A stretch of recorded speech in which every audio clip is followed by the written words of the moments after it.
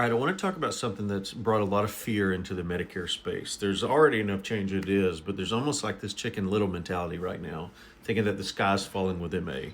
Really, specifically, what I'm getting at is an email a lot of us received a week or two ago that Medicare, a large Medicare Advantage carrier is no longer going to pay true up on new to Medicare enrollees. Speaking of true up, I'll get to that in just a second, but let me clarify something. What most agents think of as a true up isn't actually a reconciliation.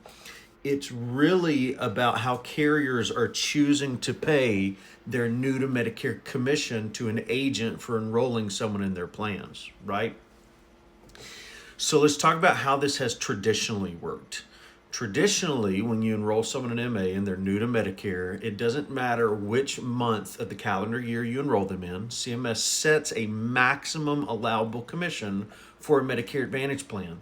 And for new to Medicare enrollments, carriers are allowed to pay the full annual amount. And up until now, almost always historically, at least every carrier I'm aware of, even if the member enrolls late in the year, like if you enroll someone for a December 1st or 12/1 effective date, the agent would still receive what's known as a true up or the full first year equivalent commission.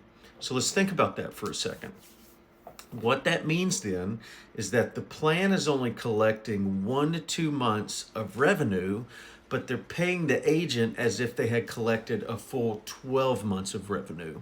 So that gap there is what people are loosely referring to as a true up dynamic for the, at least for the agent.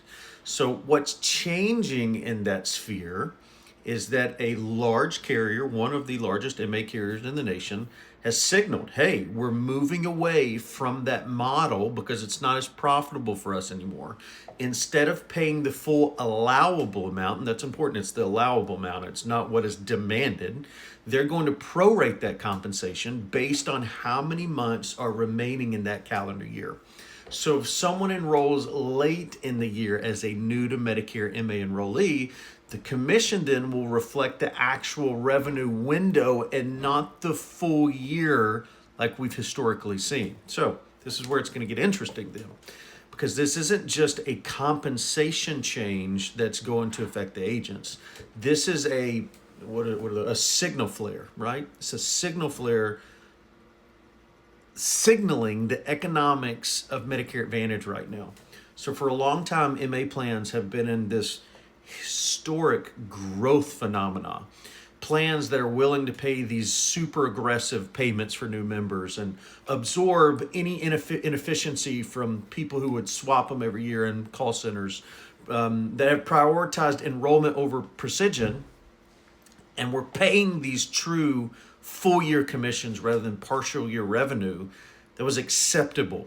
But now we're seeing a major shift. We have plans that are under tremendous amounts of pressure from CMS on their rate adjustments and the risk adjustment model changes that they've been billing for. With ultra increased auditing, we're seeing hundreds of millions in fines that are being paid out right now, and large star rating compression pushing down their bonuses. And when that happens, you're seeing it. Carriers start tightening anywhere they can. The last place they start tightening is distribution. So what this carrier is doing here is they're aligning their acquisition cost with actually how much realized revenue they're receiving as well. And instead of paying forward, they're actually paying in line with what the number should generate in its first year. So let's push this one step further and take it a little deeper. So if we look at year one of a Medicare Advantage member, it's already going to be the least predictable for an MA carrier. Why? Because you have risk scores that are still developing, the coding is not complete on them, and their revenue is uncertain because we don't know what kind of diagnosis this member is bringing to the table. And now carriers are limiting how much they pay up front to acquire that member. It tells you something as the agent. It's something important. What it's saying then is that we are moving from this growth first Medicare Advantage market, and that is shifting to more of a margin disciplined MA market.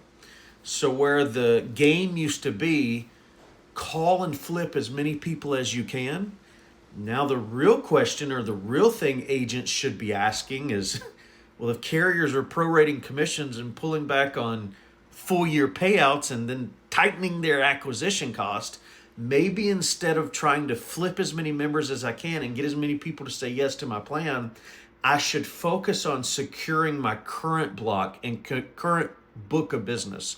Because historically, when these distributions start tightening in any market, it usually means the rest of the entire model is under extreme pressure.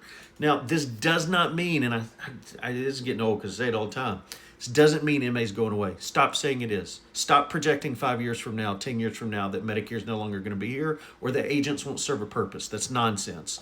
But it does mean the way that MA carriers are paying and the growth, historic growth we're seeing, that's going to change. And when that fully changes, the market's behavior has to change with it. That's why we're seeing this carrier come out and telling you, hey, we're no longer going to pay true ups on new to Medicare. And this carrier will not be the last one.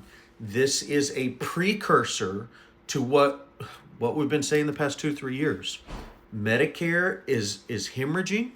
It will heal itself, but the years of free money, the years of HRA payments at $250 per person, the years of risk scores and hundreds of billions of dollars in overpayment, those years are over, and they should be.